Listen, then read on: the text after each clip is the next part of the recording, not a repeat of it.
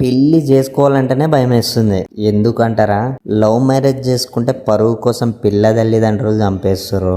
సూర్యాపేట జిల్లాలో మరో పరువు హత్య. గిరిజన కులానికి చెందిన తమ అబ్బాయి ప్రేమను పెద్ద కులానికి చెందిన ఆ ఫ్యామిలీ తట్టుకోలేకనే ఇలా చేసిందన్నారు. సరే కదని అరేంజ్డ్ మ్యారేజ్ చేసుకుంటే పిల్లే చంపేస్తుంది.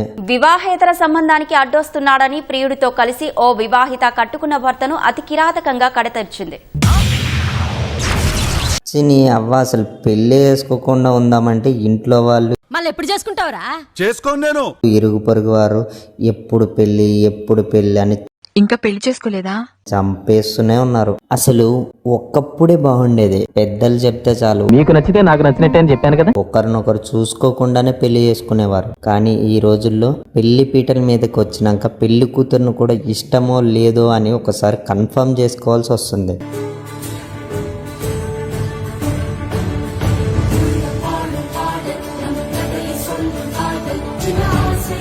ఆ రోజుల్లో భార్యాభర్తల మధ్య ప్రేమ, నమ్మకం, అర్థం చేసుకునే మనస్తత్వం ఉండేవి. ఒకరి కోసం మరొకరు త్యాగం చేయడానికి కూడా వెనకాడేవారు కాదు. ఎందుకు ఇంతసేపు భోజనం చేయకుండా ఉన్నావు?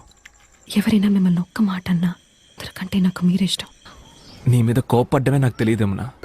నా చిన్న చిన్న సంతోషాలు మొత్తం నువ్వే యమునా.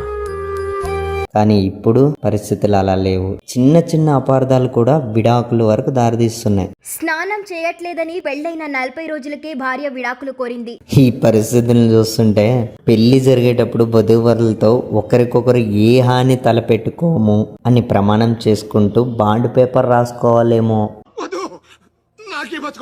చివరిగా కాబోయే వాడిని, కట్టుకున్న వాడిని, కన్న వాళ్ళని కూడా కడతీరుస్తున్న వాళ్ళకి నా విన్నపం. పెద్దల బలవంతమో, పుట్టింటి పరువు కోసమో, కారణం ఏదైనా ఇష్టం లేని పెళ్లిని నటిస్తూ నెలలు తిరగకుండానే కాబోయే వాడినో, కట్టుకున్న వాడినో, కన్న వాళ్ళనో హత్య చేసే ధైర్యం ఉన్నప్పుడు ఇష్టం లేదని చెప్పలేరా? మాకు ఈ పెళ్ళొద్దని చెప్పలేరా? ఇది ఆడ మగ ఇద్దరికీ వర్తిస్తుంది.